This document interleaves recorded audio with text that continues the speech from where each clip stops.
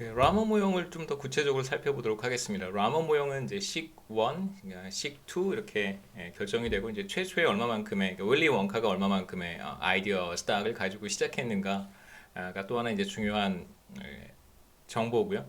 이제 첫 번째 이퀘이션 식 1은 생산 함수와 같았습니다. 그래서 생산 함수가 사실 두 가지이기 때문에 명확히 이야기를 해야겠죠. 여기서의 생산 함수는 이제 초콜릿 생산 함수고요. 1 마이너스 람다. 그 팩토리에서 생산되는 초콜릿의 양은 얼마나 되는가. 그래서 팩토리에서 일하는 움파 룸파의 숫자와 그 다음에 t 시점에서 이용 가능한 knowledge stack 혹은 이제 아이디어의 총량이 결합이 돼서 초콜릿이 생산이 된다라고 우리가 첫 번째 식에서 봤었고요. 그래서 이 식을 양변에 L로 나누었습니다. 그래서 1인당 초콜릿 생산량 혹은 이제 1인당 GDP라고 우리가 부를 수 있겠죠. 이제 움파룸파 한 사람당 생산되는 초콜릿의 양이라고 볼 수 있고요. 이제 메타포고 이제 우리 거시경제 전체 그림으로 확장한다면 그러면 이제 스몰 yt는 1인당 GDP라고 볼 수 있습니다. 1인당 GDP를 결정하는 것은 이제 두 가지 컴포넌트인데요. 첫 번째가 T 시점까지 축적된 아이디어의 총량 혹은 뭐 knowledge stock이라고 할 수 있고 거기에 이제 팩토리에서 일을 하는 혹은 뭐 생산 부문에서 생산 부문에 종사하는 노동력의 비중 비율이라고 얘기할 수 있습니다.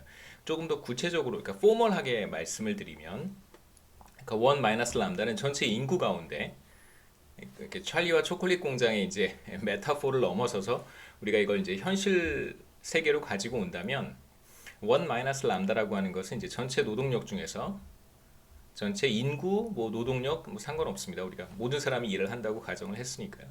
전체 인구 중에서 생산 부문에 종사하는 생산 부문 종사자 비율이겠죠. 그래서 사실은 라머 모형에서는 섹터가 두 개밖에 없어요. 그 생산 부문이라고 하면 R&D 섹터를 제외한 나머지 모든 부문이다라고 생각하시면 되겠습니다. 그래서 R&D 섹터와 그다음에 이제 초콜릿을 생산하는 이제 최종재 생산 부문이라고 생각하시면 됩니다. 그래서 결국은 1인당 GDP를 결정하는 것은 T 시점에 사용 가능한 knowledge stack과 그 다음에 생산 부문에 투입되는 인구의 비율, 노동력의 비율, 비중 1 람다에 의해서 결정이 된다라고 얘기할 수 있는데요.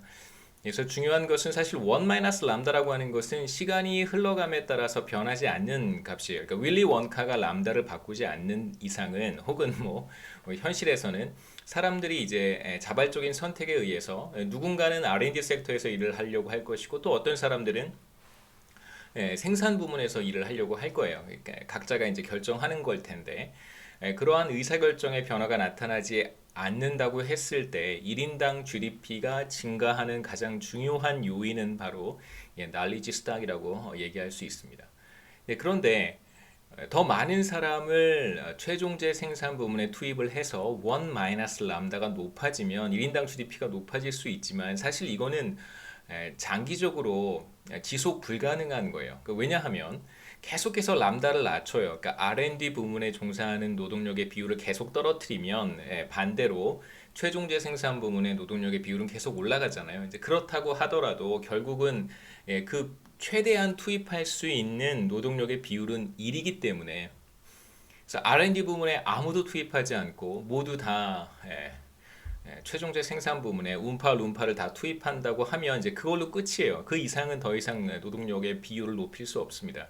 그래서 제가 말씀드렸던 지속 불가능하다고 말씀드렸던 이유가 바로 1 마이너스 람다를 계속해서 키워갈 수 없습니다. 그래서 장기적으로 1인당 GDP를 높이는 가장 중요한 요인은 T 시점에 T 시점까지 축적한 뭐 아이디어의 총량 혹은 뭐 knowledge stack이라고 할 수 있습니다. 지식의 총량. 자 이제 1인당 GDP의 증가율, 이제 small yt의 증가율을 우리가 한번 계산해 볼 수 있는데요. 전에 했던 방식 비슷하게 해보겠습니다. 이제 T 플러스 1기의 1인당 GDP가 이제 이 윗부분이고요. 그러니까 T 플러스 1기에도 최종재 생산 부문에 투입되는 노동의 비율은 이제 1 마이너스 람다로 일정하다. 이건 이제 우리가 윌리 원카가 선택한 거고, 혹은 이제 경제 내 운파가 자발적으로 선택한 거예요. 네, 이제 이 비율은 사실 뭐 최적의 비율이다라고 한번 얘기를 해보죠. 윌리 원카는 benevolent dictator라고 우리가 가정을 했고, 사람들이 원하는 것을 다 알고 있어서 모든 사람들에게 최선의 그 베스트가 되도록 사람들의 이제 비율을 잘 조정한 것입니다. 이제 T 시점의 1인당 GDP는 YT인데요. 자, T 플러스 1기의 1인당 GDP를 T기의 1인당 GDP로 나누면 우리가 1인당 GDP의 증가율을 계산하기가 쉬워지겠죠. 이제 여기에서 1만 빼면 되니까요. 그래서 오른쪽 보시면 오른쪽에 분자에도 1 마이너스 람다가 있고 분모에도 1 마이너스 람다가 있습니다.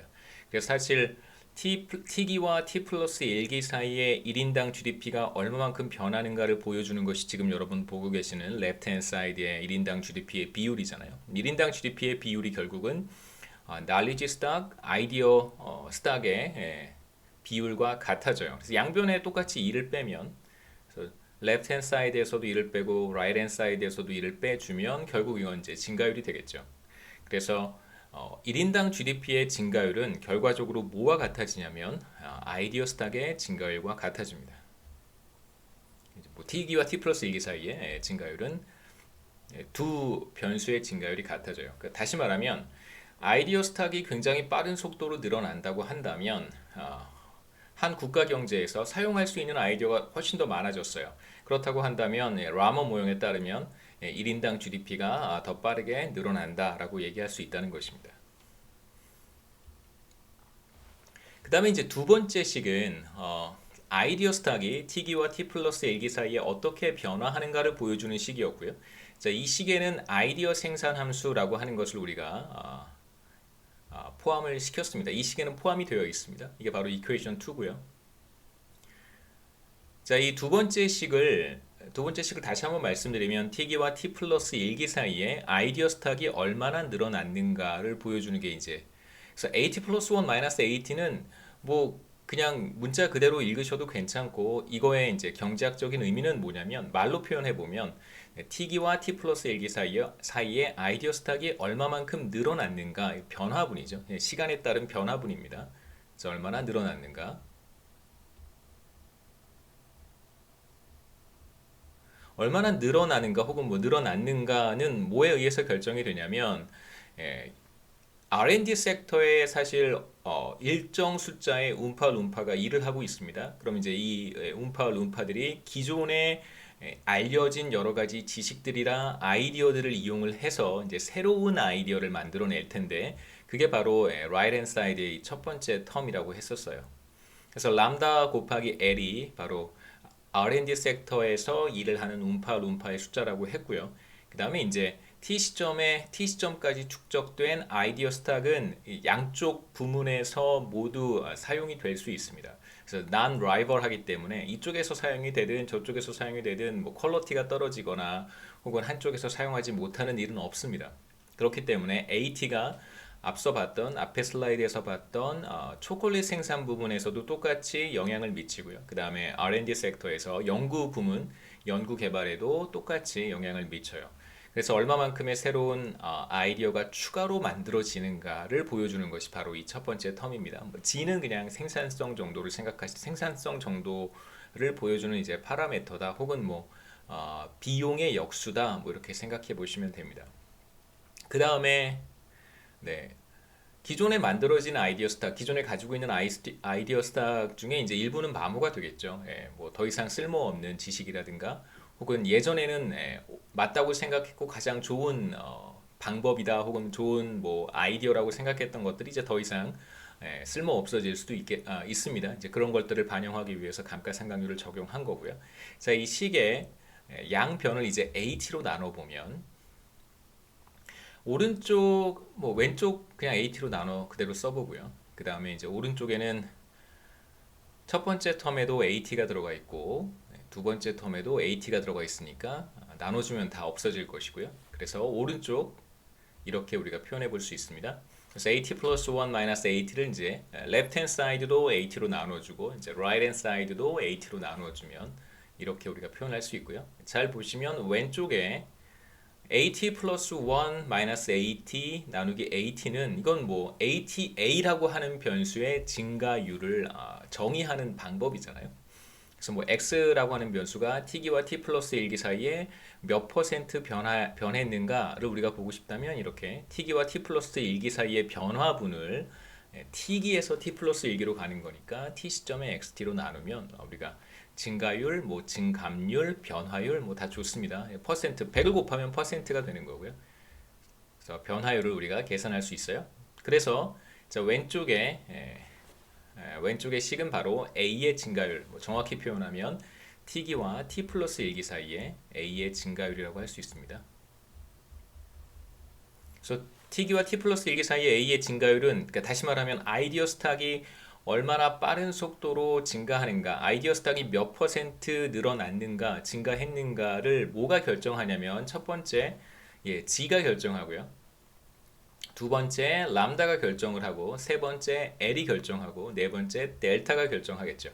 그래서 아이디어 스탁의 증가율을 결정하는 것은 바로 이 네 가지 파라미터라고 할 수 있습니다. 마치 꼭 우리가 솔로우 성장 모형에서 스테디 스테이트에서 1인당 자본 스탁을 결정하는 것이 무엇인가 라고 했을 때 바로 투자율, 저축률 S와 그 다음에 총 요소 생산성 A, 감가상각률 델타와 같다. 이 세 가지가 스테디 스테이트에서 1인당 자본 스탁을 결정한다고 우리가 봤었어요. 근데 지금 우리가 보는 라모 모형에서는 스테디 스테이트라고 하는 것이 사실상 존재하지 않습니다. 이 모형 자체는요. 왜 그러냐면 나중에 보시겠지만 A는 아무런 문제가 없다면 A는 계속해서 증가할 수 있어요. 그러니까 A가 계속해서 증가하게 되면 경제 내에 모든 변수가 일정한 값을 갖게 되는, 그러니까 뭐 증가하거나 감소하지 않는 그러한 상태가 나타나지 않습니다. 모형 내에서 그러한 상황이 나타나지 않기 때문에 라모 모형에서는 웬만해선 물론 이제 어떤 조건이 충족이 되면 스테디 스테이트이 존재할 수 있는데요. 웬만해서는 스테디 스테이트이 존재하지 않고 그렇기 때문에 우리가 라모 모형에 대해서는 조금 다른 접근을 우리가 해야 돼요. 스테디 스테이트의 개념을 사용하지 않고 여기에서는 이제 밸런스드 그로트 패스라고 하는 전에 잠깐 말씀드렸는데 균형 성장 경로에 대한 균형 성장 경로에 초점을 맞추어서 라모 모형을 보도록 하겠습니다. 여하튼 A의 증가율을 결정하는 것은요. 바로 G, R&D 부문의 생산성이고요. 그래서 G의 값이 크다면 그러니까 R&D 부문의 생산성이 높다라고 볼 수 있고요. 반대로 G의 값이 낮다면 그러면 이제 R&D 부문의 생산성이 낮다고 볼 수 있어요. 자, 혹은 이게 G라고 하는 것은 여러 가지 복합적으로 보여줄 수도 있는데 만일 우리가 뭐 코로나 바이러스 백신과 관련된 이야기를 이제 여기에 적용해 본다면 마치 G는 그런 것과 같아요. 그러니까 백신이라고 하는 최종 상품을 만들어낼 확률, 어떤 실험이라든가 연구 개발에 있어서 성공할 확률이라고 이제 우리가 볼 수도 있습니다. 그래서 G의 값이 작다라고 하는 것은 성공할 확률이 그만큼 희박하다라고 볼 수도 있고요. G의 값이 크다면 이제 R&D 연구 개발 분야에서 이제 성공할 확률이 굉장히 높다 이렇게 볼 수 있습니다. 그렇게 여러분 생각하시면 되고요. 그냥 편의상 R&D 섹터의 생산성이라고 제가 부를 것이고 이 G의 값은 말씀드렸듯이 여러 가지 의미로 우리가 해석할 수 있습니다. 그 다음에 이제 람다 L은 전체 음파 룸파 중에서 R&D 부문에 투입되는 음파 룸파의 숫자고요. 그래서 비율도 있고 전체 레이버 포스 사이즈도 들어가 있기 때문에 약간 다르죠. 1인당 GDP 다시 한번 보시면 1인당 GDP는 L이 들어가지 않습니다. 양변을 L로 나눴기 때문에 식삼에서요.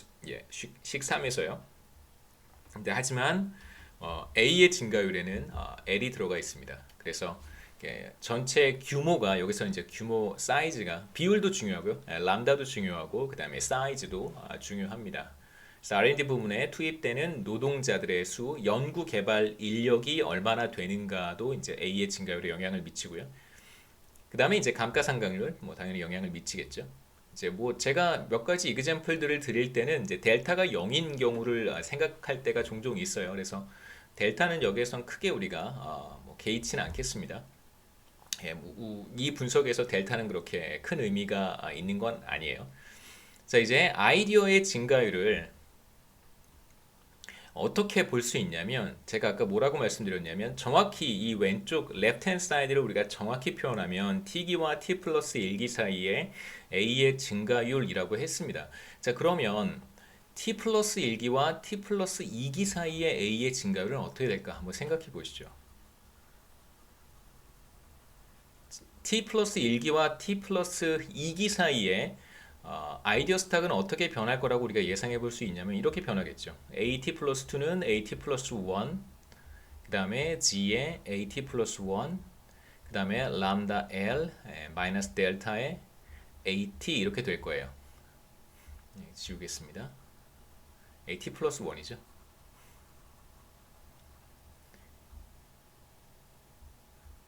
자, t 플러스 1기와 t 플러스 2기 사이에 아이디어 스탁의 증가율을 한번 찾아보는 것인데요. 뭐 아이디어의 증가율을 한번 찾아보는 것인데 똑같이 양변을 AT 플러스 1으로 나눠줍니다. 자, 그러면 right hand side에 얘 없어지고요. 그래서 얘 없어져요. 보시면 왼쪽은 우리가 그냥 t 플러스 1기와 t 플러스 2기 사이의 a의 증가율이라고 말을 하면 되는데 보시면 오른쪽에 g 곱하기 람다 l 마이너스 델타 a는 이거와 똑같아요.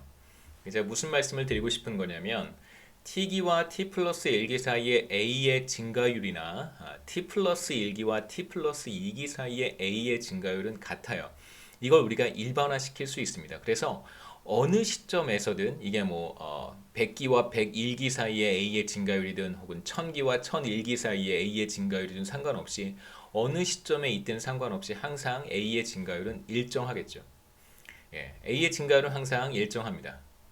g 곱하기 람다 l 마이너스 델타 a예요. 그래서 아이디어의 증가율은 시점 t와 상관없이 항상 일정한 값을 갖는다는 것을 우리가 확인할 수 있어요. 그래서 편의상 t라고 하는 걸 우리가 생략하겠습니다.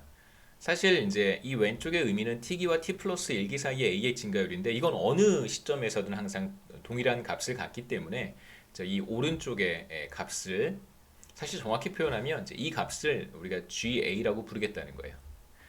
GA라고 부르겠다는 뜻입니다. 그래서 아이디어의 증가율을 우리가 GA, G는 이제 growth rate에서 온 거고요. A는 이제 우리가 관심을 갖는 변수 아이디어가 이제 아이디어를 A라고 썼기 때문에 그래서 GA는 그냥 growth rate of A를 그냥 줄여서 보통 우리가 GA라고 쓰기도 합니다. 그래서 A의 증가율은 이렇게 우리가 표현할 수 있겠죠. 왜냐하면 모든 시점에서 항상 G 람다 L 마이너스 델타의 A의 증가율로 증가하기 때문에 그렇습니다. 자, 그래서 이제 우리의 관심은 사실 이 값이 앞에 있는 값이 G 생산성 곱하기 R&D 부문에 투입되는 연구개발 인력이죠. 연구개발 인력 이 값이 델타보다 크다면 항상 아이디어 증가율은 0보다 커요. 그러니까 아이디어는 증가하게 돼 있어요. 그러니까 증가율이 0보다 크다는 것은 0보다 크다는 말은 이게 증가한다는 뜻이에요. 예를 들면 2%, 3% 이렇게 증가한다는 뜻입니다. 그래서 A는 증가한다는 뜻이고요. 자, 반대로 만일 델타가 더 크다면 G times L times 람다 times L L이 죄송합니다. 델타보다 더 작다면 그러면 증가율이 마이너스가 되겠죠.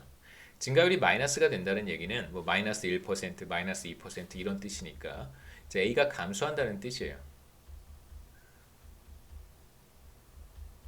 이런 상황은 우리가 보지 않겠습니다. 사실 별 의미가 없잖아요. 경제가 왜 성장하는지를 우리가 보고 싶은데 물론 일시적으로 이러한 현상이 나타날 수 있겠죠. 하지만 우리의 관심사는 왜 어떤 국가들이 오랜 시간 동안 지속적으로 성장해 가는가를 설명하는 게 우리의 관심이에요. 일시적으로 GDP가 떨어지고 일시적으로 아이디어 스탁의 증가율이 하락하고 이런 건 사실 우리의 관심사가 아니기 때문에 뭐 당연 가능해요.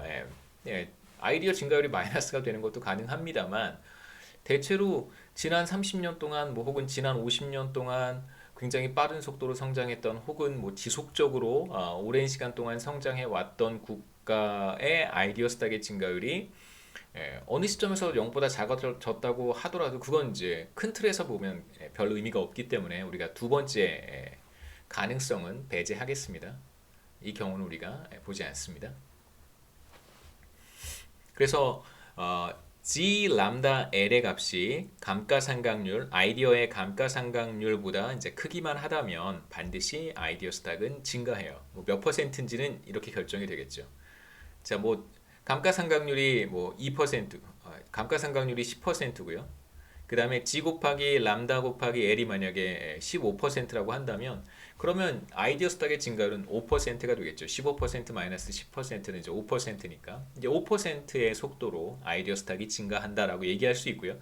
중요한 것은 앞에 이퀘이션 넘버 4에서 우리가 뭘 확인했냐면 바로 1인당 GDP의 증가율이 아이디어 스탁의 증가일 것 같다고 했습니다. 그래서 아이디어 스탁이 5%로 증가한다면 이건 뭐라고 우리가 트랜슬레이트 할 수 있냐면 바로 1인당 GDP의 증가율이 5%다라고 얘기할 수 있는 거예요. 그래서 왜 여기서 이제 우리가 처음부터 매크로 앞부분 전반부를 우리가 시작할 때 던졌던 질문이 뭐냐면 왜 어떤 국가의 1인당 GDP는 더 높고 혹은 더 빠르게 증가하고 어떤 국가의 GDP는 상대적으로 낮고 아니면 덜 빠르게 증가하는가, 이러한 이야기를 한 적이 있는데 바로 여기서 이제 우리가 그 결론을 그 클루를 얻을 수 있습니다. 그게 뭐냐면 1인당 GDP의 증가율이 높은 국가는 라모 모형에 따르면 아이디어 스탁의 증가율이 높을 것이다 라고 우리가 예상해 볼 수 있겠죠. 자, 이제 아이디어 스탁이 이제 어떤 식으로 변화해 가는지 이걸 조금 더 간단하게 표현해 보고 싶은데 항상 간단하게 표현하기 위해서는 과정이 복잡합니다. 그래서 이걸 왜 이렇게 간단하게 보기 위해서 왜 복잡한 과정을 거쳐야 되는가? 그건 사실 간단하게 보는 게 아니지 않느냐? 이제 이런 문제 제기를 하실 수도 있는데요. 우리가 이제 모형을 조금 이렇게 복잡한 과정을 통해서 간단하게 표현해 보면 이제 모형을 조금 더 단순하게 이렇게 다룰 수 있게 돼요. 네. 좀 복잡한 과정이긴 하지만 결과적으로 우리가 식 하나 혹은 식 두 개 조금 다르게 표현을 해 놓고 보면 모형이 이런 의미가 있구나라고 하는 새로운 어떤 모형의 임플리케이션을 사실 이제 확인할 수 있습니다. 그래서 조금 지루하고 조금 뭐 복잡하고 그런 과정들이 있긴 하지만 결과는 사실 도움이 되니까요. 한번 보시죠.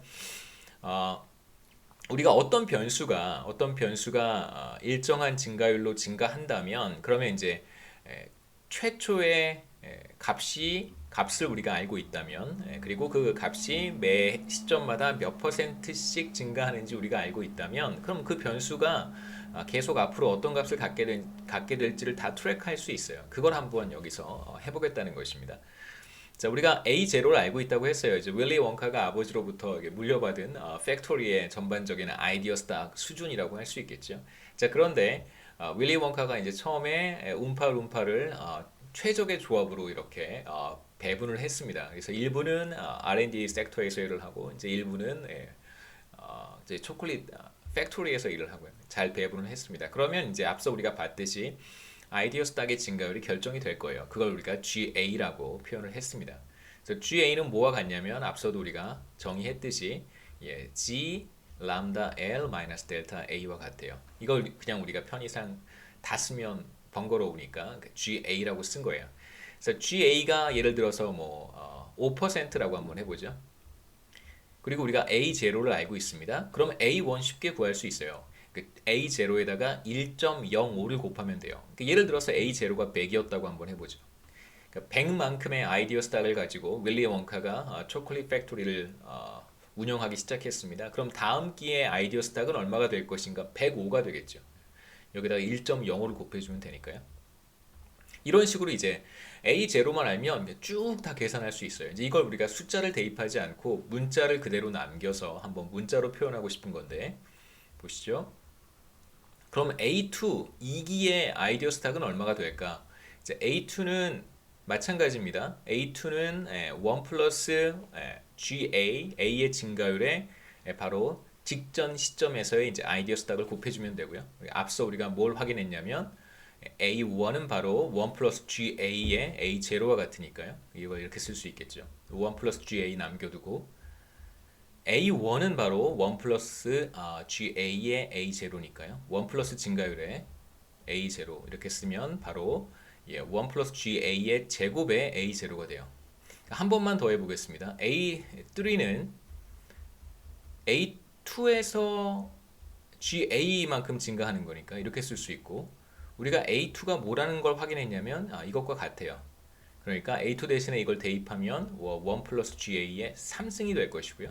여기 제곱, 그 다음에 여기 1 플러스 G를 또 곱해주면 3승이 되고 이제 A 제로가 되겠죠. 그래서 우리가 이걸 계속 해보면 어떤 규칙, 어떤 패턴을 찾을 수 있냐면, 여기 있는 숫자 3하고 1 플러스 G 위에 있는 승수랑 같다는 걸 알 수 있어요. 보시죠. 여기 2와 여기 2가 같고요. 여기 1과 여기 1이 있는 거잖아요. 1이 있어요. 그러면 우리가 이걸 일반화 시킬 수 있습니다. 그래서 시간이 충분히 흘렀어요. 그런 다음에 어느 시점 T에 도달했을 때 아이디어 스탁은 어떻게 표현할 수 있을까? 아이디어 스탁을 우리가 이렇게 표현할 수 있습니다. 바로 1 플러스 증가율의 t 시점이니까 여기 있는 t와 승수가 같아야 되잖아요. t승 그 다음에 a0. 그러니까 제가 지금 어떤 작업을 한 거냐면, 우리가 계속해서 첫 번째 식, 두 번째 식을 살짝 변형해 가면서 t 시점의 1인당 GDP는 t 시점까지 축적된 아이디어 스탁에 1 마이너스 람다를 곱해서 계산한다 라고 얘기를 했었고요. 그 다음에 두 번째 아이디어 스탁의 증가율 GA는 사실 여기는 이제 G의 람다의 L 마이너스 델타 A 이렇게 이제 표현을 했단 말이에요. 중요한 것은 바로 여기에 있어요. 아이디어 스탁의 증가율은 그냥 일정한 값이기 때문에 어느 시점에 있든 상관없이 항상 같은 값을 갖잖아요. 하지만 이제 1인당 GDP는 어느 시점에 있느냐에 따라서 바로 아이디어 스탁의 규모에 의해 결정이 된단 말이에요. 그럼 이제 AT를 우리가 어떻게 잘 표현을 해서 T를 제거하거나 아니면 조금 더 우리가 다루기 쉽게 바꿔볼 수 있는데, 그 방법을 제가 여기서 시도한 겁니다. T 시점까지 축적된 아이디어 스탁을 우리가 뭐라고 쓸 수 있냐면 1 플러스 GA, 1 플러스 증가율의 T승과 처음에 윌리 원카가 가지고 시작했던 아이디어 스탁의 규모, 이 두 개의 값으로 표현할 수 있어요. 그래서 T는 이제 승수가 되겠죠. 자, 이제 이게 식 3이었습니다. 식 3을 다시 한번 쓰면 바로 1인당 GDP는 T 시점까지 축적한 아이디어 스탁 곱하기 그 다음에 초콜릿 생산에 투입되는 음파 룸파의 비율로 우리가 정의했었어요. 이렇게 생산함수로부터 이렇게 얻을 수 있었죠. 자, 이제 AT는 우리가 어떻게 쓸 수 있냐면 이렇게 쓸 수 있다고 했습니다. 이 값을 그대로 대입하면 바로 T 시점의 1인당 GDP라고 하는 것은 1 마이너스 람다 곱하기 바로 아이디어 스탁의 증가율의 T승 곱하기 최초의 아이디어 스탁 이렇게 표현할 수 있겠죠. 조금 지저분하긴 한데, 여러분 여기에 이제 우리가 자연 로그를 취하면 자연 로그의 성질을 우리가 배웠습니다. 자연 로그를 취하면 굉장히 단순해진다는 걸 확인할 수 있을 거예요. 그래서 우리가 여기에서 이제 궁극적으로 했던 것은 뭐냐면, 식을 사실 더 복잡하게 표현한 것 같지만 사실 AT를 GA와 A0로만 표현한 거예요. 물론 이제 t가 남아 있죠. 승수에 표현한 것입니다. 그래서 이제 모형을 한번 정리해 볼 텐데요. 우리가 이제 모형을 조금 이렇게 아직 완벽하게 푼 건 아니지만 과정을 넘어가면서 쭉 정리를 했어요. 그래서 다섯 번째 식이 뭐였었냐면 아이디어 스탁의 증가율, 아이디어 증가율이고요. 그 다음에 여섯 번째 식이 뭐였었냐면 T 시점까지 축적된 아이디어 스탁을 우리가 어떻게 표현했냐면 최초에 가지고 시작했던 아이디어 스탁 A0와 아이디어 스탁의 증가율에 1을 더한 다음에 T승으로 표현할 수 있다고 했고, 그 다음에 이제 식 7은 이것들을 결합해서 우리가 1인당 GDP를 표현을 했습니다. 결국 사실 식 5, 식 6, 식 7, 그러니까 5, 6, 7 세 개의 이퀘이션을 가지고 우리가 사실 모형을 이제 그림으로 이제 묘사하도록 하겠습니다. 자, 그 전에 실제로 우리가 모형의 G라든가 그 다음에 L이라든가 람다라든가 델타 A0 같은 값들을 이렇게 대입하면 우리 값들을 다 대입하면 우리가 계산할 수 있단 말이에요. 자, 이런 값들이 주어져 있다라고 한번 해보죠. 자, 이런 값들이 주어져 있을 때 아이디어 스탁의 증가율을 우리가 찾을 수 있습니다. G는 500분의 1, 그 다음에 람다는 바로 R&D 섹터에 투입되는 음파-룸파의 비율이었어요. 10%, 0.1. 그 다음에 L은 600이니까요. 전체 레이버 폴스 사이즈가 600. 그 다음에 감가상각률 0.1, 10% 이렇게 계산해 보면 0.02가 돼요. 그러면 아이디어 스탁의 증가율이 0.02라는 뜻이고 2%라는 뜻이죠. 그 다음에 이 2%는 어느 시점 상관없이 어느 시점에 있든 상관없이 항상 아이디어 스탁은 2%의 속도로 늘어나는 거예요. 그래서 왼쪽 그림은 가로축이 시간입니다. 그래서 한 기간이 보통 1년 정도라고 생각하시면 좋습니다. 그 다음에 세로축의 변수가 Growth Rate of Knowledge Stack이에요. 바로 GA입니다. 그래서 증가율은 어느 시점에 있든 상관없이 항상 0.02로 일정하기 때문에 이제 왼쪽 그림은 증가율이어서 이렇게 0.02의 값을 갖는 직선의 그래프 형태가 되겠죠. 예. 오른쪽의 그림은 그러면 이제 AT는 어떻게 될 것인가? 최초의 A0 원에서 출발을 해요. 그러니까 최초에 이제 여기에서 출발을 합니다. 그런데 이제 매 시점 2%로 늘어날 테니까 자, 1에서 시작해서 2% 처음에 늘어나면 A1은 1.02가 될 것이고요. 그 다음에 A2는 다시 여기에 1.02의 제곱의 1이 될 것이고 A3는 이렇게 계산하면 되는 거죠. 1.02의 3승 이렇게 될 것이고요. A4는 1.02의 4승 이렇게 쭉 우리가 계산해 갈 수 있습니다. 그 그림이 바로 이 오른쪽 그림이고요. 그래서 매 시점마다 앞에 다시 한번 돌아가 볼까요? 자, 이 식을 이용해서 여기다 한번 써보겠습니다. AT는 1 플러스 GA 0.02죠. T승의 A0, A0는 1입니다. GA는 0.0이고요. 그래서 t가 0일 때, t가 1일 때, t가 2일 때 이걸 쭉 계산해서 그림으로 그려보면 이제 오른쪽에 그림과 같은 형태를 띌 거예요. 이렇게 우리가 한번 간단하게 숫자를 대입해 볼 수 있습니다. 이제 모형에 대한 그 깊은 이해를 우리가 한번 그러니까 모형을 조금 더 깊이 있게 이해해 보는 좋은 방법 중에 하나가 우리가 5장에서 봤던 솔로우 성장 모형과 라머 모형을 비교해 보는 거예요. 그러니까 솔로우 성장 모형에서 핵심은 뭐 결국 스테디 스테이트에 들어가게 되면 어떠한 변수도 증가하거나 감소하지 않는 어떤 안정적인 상태에 들어가게 되지만 그 전까지는 캐피탈 스탁은 지속적으로 늘어나게 됩니다. 스테디 스테이트보다 적은 수준의 자본 스탁을 가지고 있을 때 자본 스탁은 스테디 스테이트 수준을 향해서 이렇게 계속 늘어나게 되겠죠. 그게 바로 자본 축적의 러브 모션이 보여주는 것이고요. 그래서 우리가 이것을 투자라고 했고 우리가 이것을 감가상각이라고 했습니다. 그래서 투자 마이너스 감가상각을 제가 뭐 순투자 혹은 넷 인베스트먼트라고 표현을 했고요. 그래서 양변을 KT로 나누면 이제 왼쪽은 T 시점에 K의 증가율이 되고요. T기와 T 플러스 1기 사이에 K의 증가율이 됩니다. 1인당 자본 스탁의 증가율이 되는데 1인당 자본 스탁의 증가율은 양변을 KT로 나누었기 때문에 자, 요런 텀이 하나 남고요. 그 다음에 델타만 남습니다. 전에도 이제 자본의 한계 생산에 대한 이야기를 쭉 우리가 한번 제가 한번 했었는데 여기에서도 보시면 K가 늘어나면 늘어날수록 K의 승수가 마이너스 3분의 2승이에요. 그러니까 마이너스가 있어요. 굉장히 중요한 특징입니다. 마이너스가 여기 있어요. 이 뜻은 이건 뭘 의미하냐면 K가 늘어날 때 이 전체 텀은 감소한다는 뜻입니다. 그래서 K가 증가할 때 이 전체 텀이 줄어든다는 뜻이에요. 그러니까 다시 말하면 K가 계속해서 늘어나면 늘어날수록 K의 증가율은 계속해서 떨어진다는 것이죠. 그래서 제가 이런 이그젬플을 하나, 뉴메리컬 이그젬플을 준비를 했는데요. 보시면 A가 1이고요. 뭐 우리 A의 변화는 크게 신경 쓰지 않으니까 투자율 0.5, 50%, 저축률 같은 표현을 우리가 솔로우 모형에서는 사용을 합니다. 그 다음에 감가상각률 10%.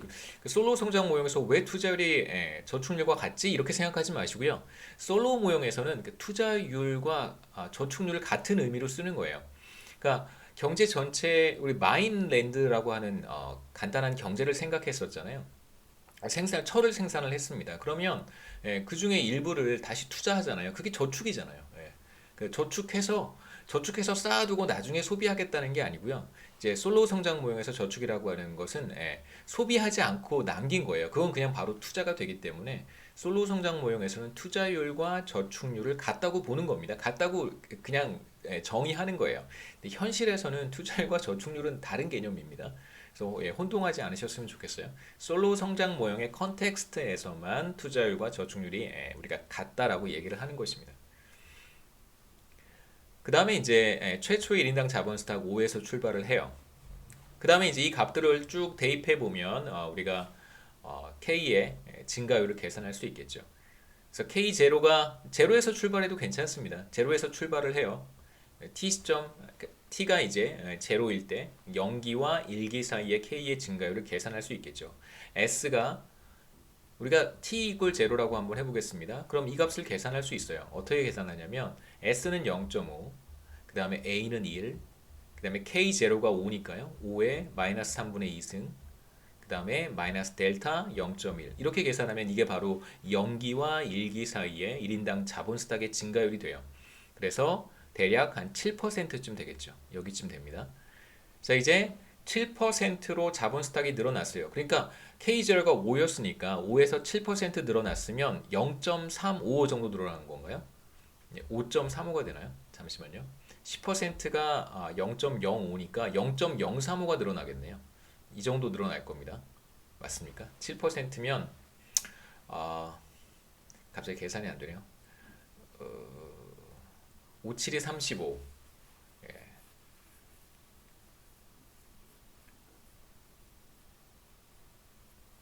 0.05가 1%죠. 그러면 0.35예요. 0.35 맞습니다. 5.35가 돼요. K1은 5.35가 된다는 뜻이에요. 그러면 1기와 2기 사이에 1인당 자본 스탁의 증가율을 또 계산해 볼 수 있어요. 이제 5 대신에 K1의 값을 넣어주면 바로 다른 건 뭐 바뀌지 않죠. 0.5도 달라지지 않고 1도 이거 A도 달라지지 않고 S도 달라지지 않고 델타도 달라지지 않습니다. 다만 얼마만큼의 자본 스탁을 축적했느냐에 따라서 1인당 자본 스탁의 증가율이 달라질 테니까 자본 스탁이 5.3으로 늘어나게 되면 자본 스탁의 증가율은 떨어지겠죠. 떨어집니다. 이렇게 떨어지고요. 쭉 떨어지겠죠. 늘어나면 늘어날수록 그러니까 늘어나면 늘어날수록 자본 스탁의 증가율이 떨어진다는 뜻은 K가 늘어나면 늘어날수록 이제 K가 추가로 늘어나는 정도가 점점점 줄어든다는 거예요. 그래서 K가 추가로 늘어나는 정도가 점점점 줄어들겠죠. 그래서 초기에는 매우 빠른 속도로 늘어나다가 이제 어느 정도 시간이 지나서 자본 스탁이 어느 정도 많이 축적이 되면 그때부터는 이제 추가로 늘어나는 자본 스탁의 크기가 비교적 작아질 거라는 뜻입니다. 그래서 궁극적으로 1인당 자본 스탁의 증가율은 제로로 가고요. 왜냐하면 스테디 스테이트로 가잖아요. 솔로 성장 모형은 스테디 스테이트로 갑니다. 그래서 더 이상 1인당 자본 스탁은 늘어나지 않아요. 1인당 자본 스탁의 증가율은 0으로 수렴하고 그래서 1인당 자본 스탁 수준도 시간이 충분히 흐르면 일정한 값을 갖게 되죠. 이게 바로 이제 우리가 앞서 얘기했던 K-스탁, 스테디 스테이트에서의 1인당 자본 스탁이 됩니다.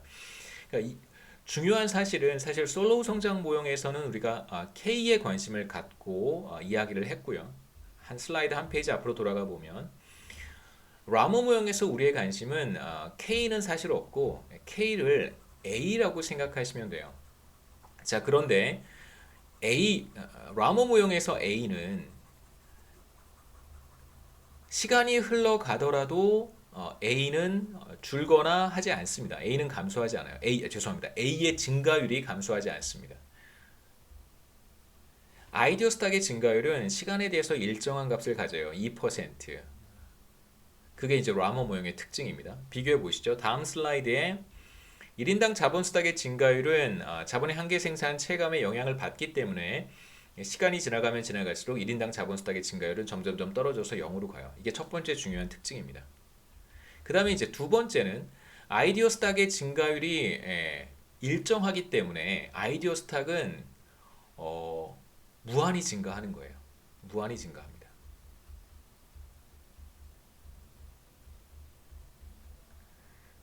증가율이 0보다 크기 때문에 계속 늘어나는 거예요. 물론 이제 얼마나 빨리 늘어나는가, 얼마나 천천히 늘어나는가, 그건 또 다른 이야기고요.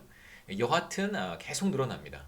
그러니까 예를 들면 여러분 그 은행에 돈을 맡겨놓고 금리가 0%만 아니면 혹은 뭐 0%거나 혹은 마이너스 금리만 아니면 계속해서 이자가 붙잖아요. 물론 이제 문제는 이자 붙으면 그 중에 상당 부분을 이자 소득세라고 하는 명목으로 이제 정부가 징수해 가서 문제지만 사실 상당한 네. 여하튼 시간이 지나면 지날수록 계속해서 원금은 늘어나게 되어 있습니다. 이자율이 0보다 크기만 하다면 바로 그게 이제 아이디어 라머 모형의 중요한 특징이고요.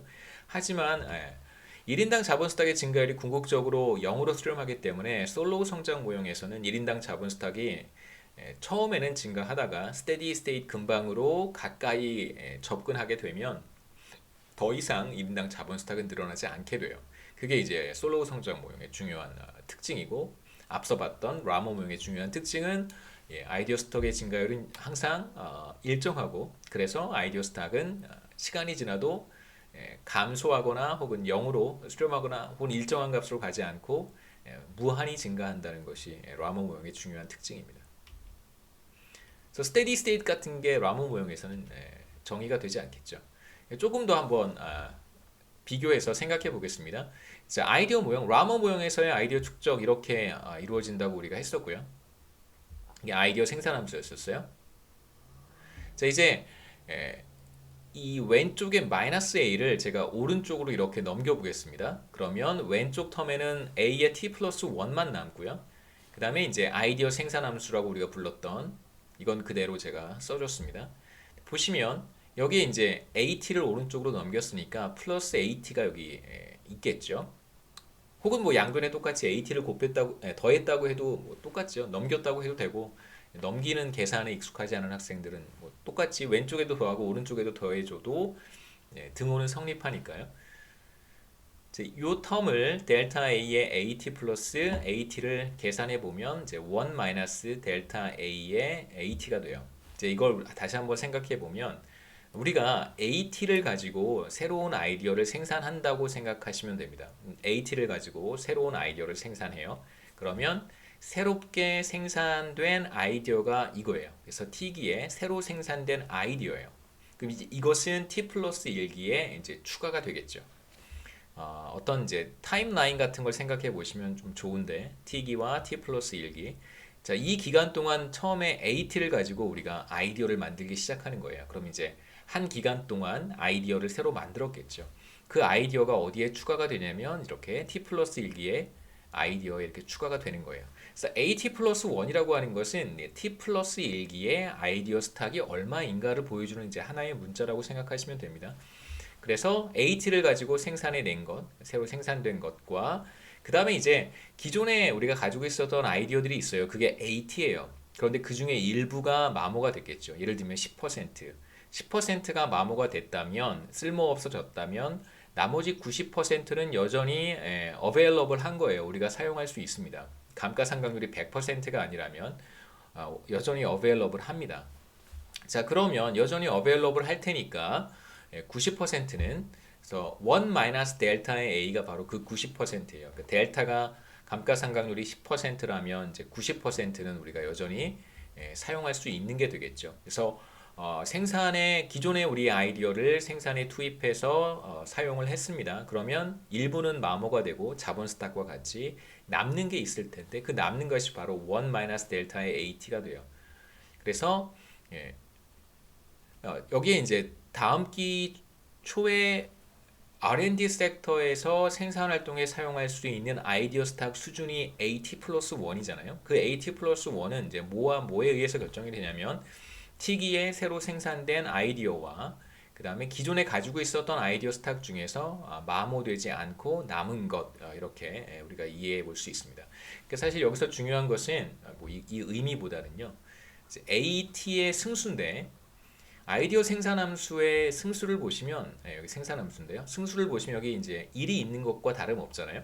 그래서 아이디어 생산함수에서 아이디어 AT의 승수는 1과 같습니다. 그래서 AT의 승수가 1이기 때문에 사실 한 개 생산은 체감하지 않겠죠. 그러니까 AT가 아주 조금 늘어난다고 하더라도 추가로 생산되는 아이디어가 얼마만큼인가 생각해 보시죠. 자, 제가 다른 그림판에서 한번 그림을 그려 그림판에서 한번 그림을 그려볼 텐데요. 무슨 뜻이냐면 아이디어 생산 함수를 우리가 이렇게 썼잖아요. AT에 람다의 L이 이제 아이디어 생산 함수고 여기 1승이 있는 것과 같아요. 생산 함수를 어떻게 그리면 되냐면 가로축에 A를 표현하면 되는 거죠. 그래서 이게 생산 함수라고 한다면 한계 생산은 아이디어의 한계 생산이라고 하는 것은 아이디어가 아주 조금 늘어날 때 얼마만큼의 추가적인 아이디어가 만들어지는가가 바로 이제 아이디어의 한계 생산이라고 할 수 있습니다. 그래서 아주 조금 아이디어가 늘어날 때 추가적으로 늘어나는 아이디어, 새로운 아이디어는 얼마만큼인가? 가장 단순한 게 얘를 한번 그림으로 그려보죠. 생산함수를 한번 그림으로 그려보면 G, 람다, L, AT 이렇게 쓸 수도 있잖아요. 그렇죠? AT를 제가 바깥쪽으로 뺐습니다. 그러면 가로축의 변수고 이건 마치 기울기와 같아요. 그래서 이렇게 직선의 형태로 그림을 그리면 됩니다. 이 기울기가 바로 G, 람다, L이겠죠. 이게 무슨 뜻이냐면 보시죠. 처음에 아이디어 스탁이 아주 조금 있었어요.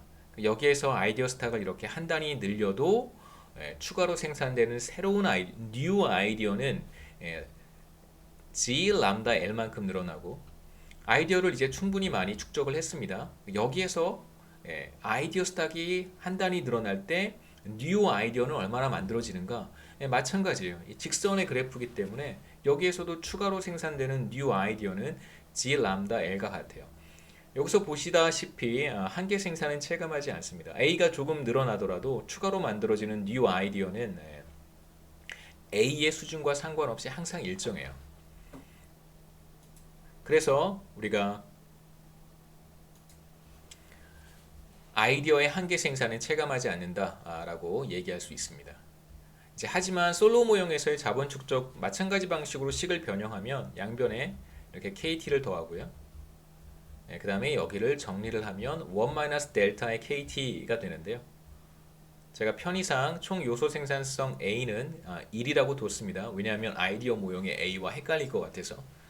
보시면 다음 기회 1인당 자본 스탁은 어떻게 결정이 되는가? 이번 기회에 새롭게 축적한 것, 다시 말하면 생산한 거에 S만큼을 투자하는 거잖아요. 새롭게 축적된 부분이 있고 그 다음에 기존에 가지고 있던 자본 스탁 중에서 감가상각 되지 않고 남은 거 1 델타가 남은 거잖아요. 델타가 마모된 것이고 1 델타는 마모되고 남은 거 나머지입니다.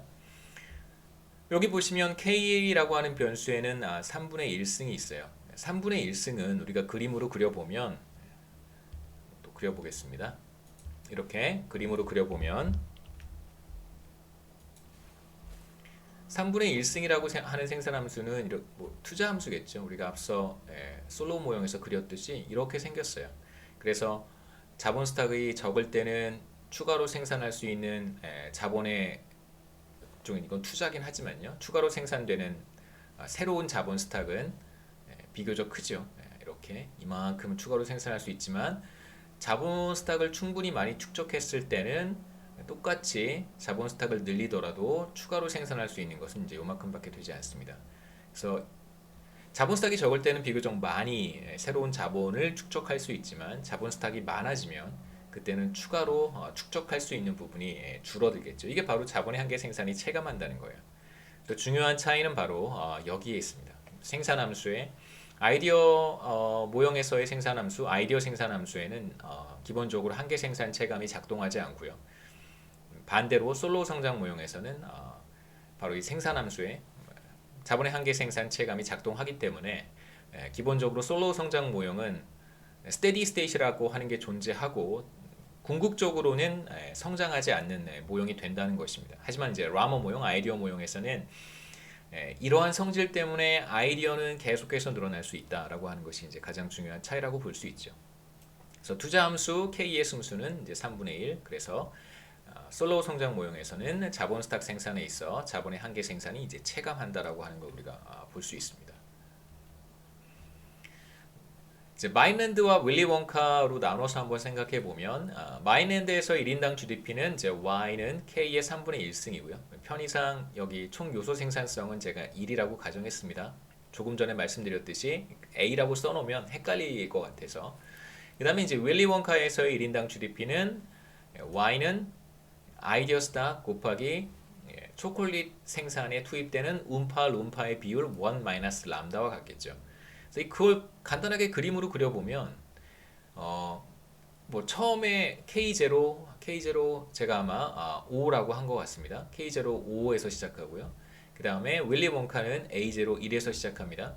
뭐 어디에 뭐 시작하는 시점이 조금 다르긴 하지만 뭐 그림은 다르지 않아요. 뭐 1에서 시작했다고 해도 그러니까 예를 들면 이제 마인랜드 같은 경우에 1에서 시작했다고 해도 뭐 별로 달라지는 것은 없습니다. 그래서 보시면 마인랜드 솔로 성장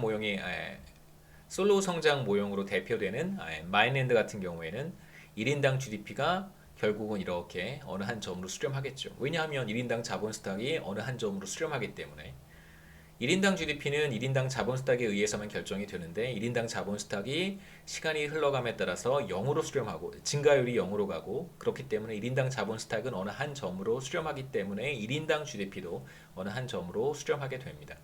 반대로 이제 라머 모형을 따르는 윌리 원카의 초콜릿 팩토리는 굉장히 다른 모습을 보이죠. 자, A가 지속적으로 늘어납니다. 그러니까 Y는 결국 A가 어떻게 늘어나느냐에 따라서 결정이 되는 거예요. Y는 A 곱하기 1 마이너스 람다이기 때문에 아이디어 스탁의 일정 비율이 곧 1인당 GDP가 됩니다. 자, 그런데 우리가 앞서 그림에서 봤듯이 윌리 원카의 초콜릿 팩토리는 보시죠. 자, 이렇게 아이디어 스탁이 이렇게 늘어난단 말이에요. 무한히 늘어나요. 그렇다면 아이디어 스탁에 1 마이너스 람다를 곱했다고 하더라도 계속해서 늘어나겠죠. 1 마이너스 람다 초콜릿 팩토리에서 일하는 노동력의 비율이 1 마이너스 람다인데 이걸 곱해줘도 A가 증가하는 것을 뭐 막을 수는 없습니다. 어떤 영향도 미치지 못하죠. 그래서 마인랜드 솔로 성장 모형을 따르는 마인랜드는 정상 상태에 진입할 때까지만 성장하고요. 그 다음에 윌리 원카의 라머 모형을 따르는 윌리 원카는 아이디어가 계속 확대되기 때문에 1인당 GDP가 아이디어의 성장률과 같은 속도로 무한히 증가하게 됩니다. 그래서 솔로 성장 모형에서는 스테디 스테이트를 얘기할 수 있지만 라머 모형에서는 우리가 스테디 스테이트라고 하는 것을 이야기할 수 없겠죠. 그래서 스테디 스테이트 같은 개념을 우리가 라머 모형에도 적용을 하고 싶다면 조금 다른 개념을 우리가 사용을 해야 됩니다. 밸런스드 그로스 패스라고 하는 개념을 사용을 해야겠죠. 그래서 한 50분 넘어서요. 한번 동영상 끊고 다음 클립에서 또 이어서 하도록 하겠습니다. 그래서 이거 잠깐 중간 시험 말씀을 좀 드리고 가는 게 좋을 것 같아서요. 중간 시험은 우리 다음 주 월요일 26일 월요일 10시 반에 온라인 이클래스에서 시험을 볼 거고요. 기본적인 방법은 혹시 이제 여러분 저한테 지난 학기에 저한테 지우려고 한 거예요. 저한테 어떤 과목을 수강하신 분이 계시면 시험 방법을 대충 알고 계실 거라고 생각합니다. 시험 문제는 대략 지금 20문제 정도 생각하고 있고요. 문제 유형이라든가 뭐 스타일 이런 거는 제가 패스트 이그잼하고 거의 비슷해요. 뭐 대부분 객관식. 100% 장담은 못하겠지만 지금으로서는 100% 객관식을 생각하고 있습니다. 객관식이고요. 그래서 뭐 멀티플 초이스예요. 뭐 4개 중에 하나를 고른다든가 5개 중에 3개를 고를 수도 있고요. 뭐 하여튼 멀티플 초이스인데 몇 개를 고를지는 뭐 문제를 제가 내고 난 다음에 말씀드리도록 하겠습니다. 중요한 것은 뭐 이게 문제보다는 중요한 것은 과목에 따라서 조금 다르긴 한 것 같은데 여러분이 시험 보실 때는 한꺼번에 20문제를 다 제가 공개하지 않습니다. 그래서 20문제가 다 공개가 돼서 1번 문제 풀고 2번 문제 풀고 그러다가 뭔가 좀 잘못한 것 같아요. 그러면 이제 1번 문제를 되돌아가서 뭐 수정하고 이런 것이 불가능합니다. 무슨 뜻이냐면 시험이 10시 30분에 시작한다고 한다면 10시 30분에 1번 문제가 오픈이 될 거예요. 그럼 이제 제가 문제가 얼마만큼 어려운지 쉬운지에 따라서 쉬운 문제는 한 2분 정도를 제가 여러분들께 드릴 거고요. 조금 어렵고 계산이 조금 복잡하거나 그런 문제는 뭐 한 5분 정도의 시간을 제가 드리겠습니다.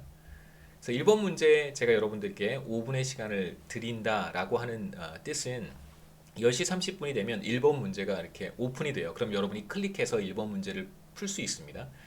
자, 그런데 이 문제는 반드시 10시 32분까지 제출을 하셔야 돼요. 2분의 시간이 주어졌기 때문에 10시 32분까지 제출을 하셔야 됩니다.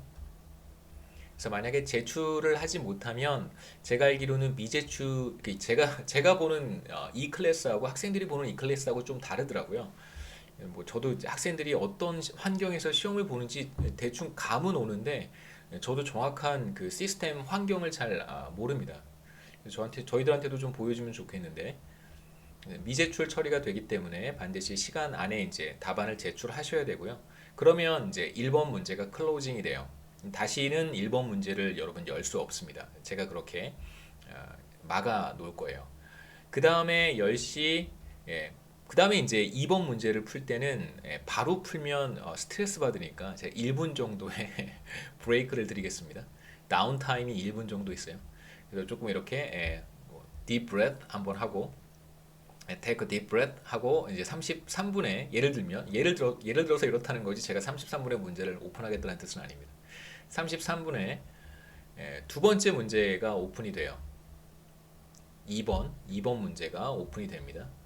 뭐 2번 문제는 제가 3분 정도의 시간을 드릴 수 있어요. 마찬가지로 3분 안에 문제를 해결하셔서 답안을 제출하시고 답안 제출이라고 이렇게 클릭할 수 있게 되어 있는 걸로 알고 있습니다. 답안 제출하시면 시간이 종료가 되면 자동으로 이 문제는 클로징이 돼서 다시 여러분이 이 문제를 열어볼 수 없습니다. 그 답안을 수정하거나 파이널 앤서를 여러분이 수정할 수 없어요. 이미 시간이 지나면 클로징 됩니다. 그러니까 물론 클로징 되기 전에는 얼마든지 수정할 수 있죠. 하지만 클로징이 되고 나면 되돌아가서 답안을 수정할 수 없습니다. 이러한 방식으로 문제와 문제 사이에는 1분 정도의 브레이크를 제가 드릴 거고요.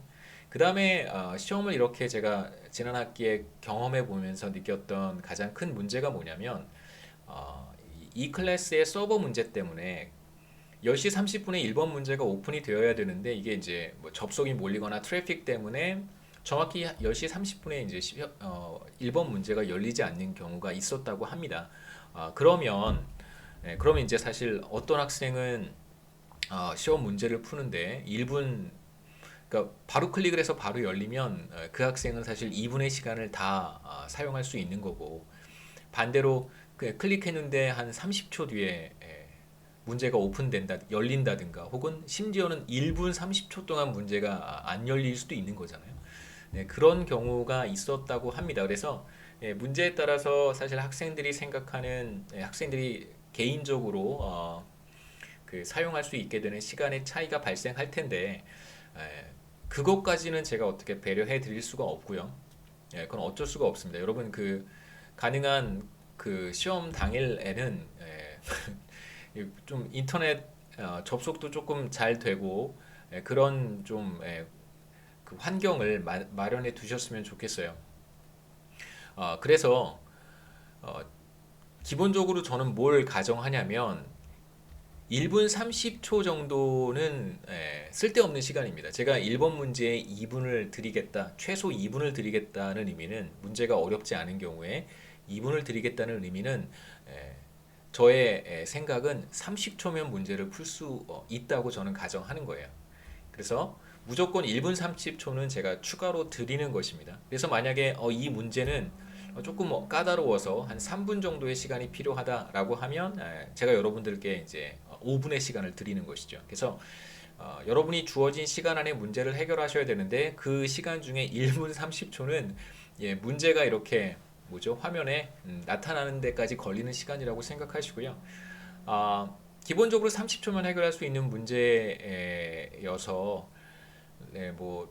저는 그 주어진 시간 예를 들어서 뭐 트래픽 때문에 시험 문제가 빨리 열리지 않아서 나는 정말 리터럴리 30초밖에 사용하지 못했다. 뭐 다른 친구는 빨리 문제가 떠서 뭐 2분을 다 사용했는데 다시 한번 생각해보고 뭐 또 한번 확인해보고 이럴 시간이 있었고 뭐 찾아볼 시간도 있었는데 뭐 그렇지 못했다. 근데 그것까지는 제가 이렇게 배려해드리기가 좀 어렵습니다. 우리 시스템의 한계 때문에. 그러니까 제가 이렇게까지 하는 이유는 목적은 뭐냐면 사실 여러분들 사이에 이제 치팅을 막는 게 가장 중요한 이슈입니다. 그래서 가능한 시간을 많이 들이면 더 좋겠죠. 이렇게 트래픽 때문에 발생하는 여러 문제를 해결하기 위해서 시간을 더 많이 들이면 좋을 텐데 그렇게 되면 여러분들이 치팅을 하려고 하는 인센티브가 생겨요. 저는 이제 그런 인센티브를 가능한 억제하고 비교적 뭐좀 공정하게 공정한 사회는 사실 실현하기 어렵잖아요. 여러분 지금 정부 하는 거 보세요. 공정 사회는 제 생각에 이런 또 얘기해도 괜찮은지 모르겠습니다. 요즘 잡혀가서 예, 뭐 뒷조사하고 막 그러죠. 여하튼 공정한 사회를 만드는 것은 사실 쉽지 않고요. 다만 저는 이제 어떤 부분에서 희생해야 될 부분이 이제 있다고 생각은 해요. 우리가 이제 희생해야 되는 부분은 어, 정말 취팅하려고 하는 인센티브를 최소화하는 과정에서 우리가 이제 지불해야 되는 상당한 코스트가 문제가 이제 오픈될 때까지 걸리는 시간이라고 생각합니다. 그렇게 이해해 주셨으면 좋겠고요. 그 다음에 정말 중요한 거는 이 오픈북입니다. 다 보고 하셔도 괜찮아요. 오픈북이에요. 그래서 뭐 기존의 패스트 이그잼 다 이렇게 여러분 데스크 위에 다 펼쳐놓고 시험 보셔도 괜찮고요. 그 다음에 이제 컴퓨터에 다 이렇게 필요한 리소스 같은 거 띄워놓고 보셔도 괜찮습니다. 그래서 뭐 저는 제가 그 감시 감독할 수 없잖아요. 감시 감독도 불가능하거니와 감시 감독도 할 수 없습니다. 테크니컬리 불가능한 문제이기 때문에 제가 할 수 있는 최선은 이런 식으로 이제 시간을 슬롯을 이렇게 정해서 여러분들이 주어진 시간 안에 문제에만 집중할 수 있도록 하는 것이고 다시 한번 이제 미리 양해를 구하는 것은 트래픽 사정에 따라서 어떤 학생은 조금 더 많은 시간을 문제를 해결할 수도 있을 것이고 또 어떤 학생은 그런 문제 때문에 그런 왜냐하면 제가 지난 학기 강의 평가 받아 보니까 30초, 40초 동안 문제가 이렇게 뜨지 않아서 되게 불안해했던 학생들이 있다고 들었습니다. 그래서 여러분 마음 편하게 생각하세요. 2분짜리 문제는 기본적으로 30초 안에 해결할 수 있는 문제라고 생각을 하시고요. 그래서 한 30초에서 40초 정도 시간이 걸려서 문제가 이렇게 열리더라도 좀 편안한 마음으로 시험을 보셨으면 좋겠습니다.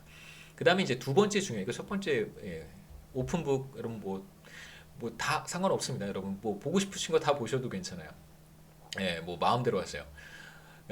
두 번째는 사실 시험 당일날 친구들과 연락하는 게 사실 취팅이잖아요. 오픈북은 친구한테 사람한테 물어보는 건 오픈북이 아니에요. 그러니까 살아있는 생명체한테 질문을 할 수 없습니다. 인간한테 인간을 참고해서는 안 되는 게 오픈북이에요. 그러니까 뭐 여러분 동물과 대화하셔도 상관없는데 인간과는 대화를 하시면 안 됩니다. 그게 이제 기본적인 우리의 룰이죠. 기본적인 룰이기 때문에 그 룰을 지켜달라고 부탁을 드리지만 이게 사실 사람의 마음이라는 게 항상 정직하고 뭐 이제 바른 것, 올바른 것을 우리가 추구하지만 뭐 모든 사람이 그렇진 않잖아요, 그렇죠? 그렇기 때문에 이런 제도를 제가 만든 것이고 두 번째 중요한 것은 이건 그냥 오늘 강의는 이제 여기까지 얘기하고 마치는 게 좋겠습니다. 벌써 한 시간이 넘어서 두 번째 말씀드리고 싶은 것은 지금 기말 시험 관련돼서 이건 미리 한번 말씀드릴게요. 기말 시험 관련해서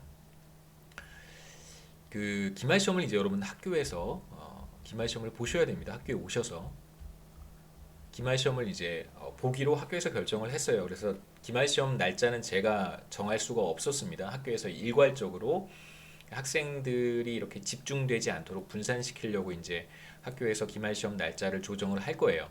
근데 지금 제 생각 같아서는 학교에 여러분들이 오셔서 기말 시험을 볼 가능성이 저는 굉장히 희박하다고 생각합니다. 제 개인적인 확률은 2%도 안 돼요. 이럴 가능성 굉장히 희박하고요. 자, 만일 여러분들이 학교에 오셔서 기말 시험을 보실 수 있다면, 이제 그렇게 학교가 방침을 정한다면, 그럼 여러분 기말 시험 보셔야 됩니다. 그래서 이번 학기 거시경제학 성적 평가는 중간 시험, 그다음에 기말 시험 50% 50%씩 이제 반영을 할 거고요. 근데 이제 문제는 뭐냐면 학교가 지난 학기에도 이제 비슷한 상황을 우리가 맞닥뜨렸었는데요. 문제는 학교가 기말이 돼서 기말 되기 전에 보통 발표를 하죠. 기말 시험 즈음 해서 갑작스럽게 이제 코로나 얘기를 꺼내고 학교에서 시험을 보는 것이 이제 불가하다, 불가 방침을 내립니다. 자, 그렇게 되면 어떻게 할까요? 알아서 여러분 교수들이 알아서 교수들이 알아서 재량껏 하라고. 그럼 이제 뭐 알아서 하고, 그리고 굳이 학교에 와서 시험을 보고 싶다면 그러면 이제 신청을 해라, 네, 이렇게 하는 경우가 있어요. 그래서 어처구니가 없죠. 그러니까 이제 학교는 사실 발을 싹 빼버리는 거고, 그 평가의 공정성 문제는 이제 다 저희들한테 교수들이 알아서 해야 되는 문제가 생깁니다. 굉장히 이건 말도 안 되는 거라고 전 개인적으로 생각하는데요. 이런 상황이 제 생각에 이 가능성이 98%예요. 지금으로서 제 생각은 이렇습니다. 학교에서 이제 기말시험 학교에서 못 본다. 교수들이 알아서 시험 보고, 뭐 오프라인으로 학교에 와서 시험을 보고 싶은 교수는 신청을 해라, 이렇게 이야기를 할 거예요. 이런 방침을 정할 것입니다. 이럴 수도 있다는 거예요. 이럴 수도 있고. 자, 만약 이렇게 결정을 하면 여러분 기말시험 없고요. No final. 그래서 기말시험 평가는 해야 되잖아요. 50% 반영해야 되니까 이 방침이 만약에 나오면 그때부터 여러분 이제 과제를 열심히 하셔야 됩니다. 제가 과제를 드리겠습니다. 그래서 어사이먼트가 나갈 거예요. 그래서 만약에 학교에서 시험 못 보겠다, 교수들이 알아서 해라라고 하면 이제 저는 기말시험 보지 않고 과제로 대체해서, 뭐 모르겠습니다. 몇 개의 과제를 여러분들께 어사인할 수 있을지 모르겠지만 그 과제가 이제 기말시험 나머지 50% 점수를 대체할 거예요. 그래서 다시 한번 말씀드리면 기말시험을 학교에서 볼 수 있으면 여러분 기말시험 오셔서 학교에서 보시면 되고, 만약에 기말시험을 학교에서 보는 것이 어렵다, 교수들이 알아서 결정해라, 뭐 이런 식의 이제 뭐 디렉션이 나오면 여러분 기말시험 없이 과제로 대체하겠습니다. 중간시험 준비 잘 하시고, 중간시험에 대한 좀 구체적인, 제가 아직 문제를 다 출제를 못했는데요. 문제 다 만들고 그 다음에 미리 제가 이 클래스에 다 업로드를 할 수 있습니다. 대충 다 작업이 끝난 다음에 구체적으로 시험이 어떻게 진행이 되고 뭐 어떤 뭐 문제들, 뭐 제가 말씀드릴 수 있으면 어떤 문제들이 나오는지 조금 더 구체적으로 이번 한 목요일, 금요일쯤에 여러분 시험 보시기 전에 제가 말씀드리도록 하겠습니다.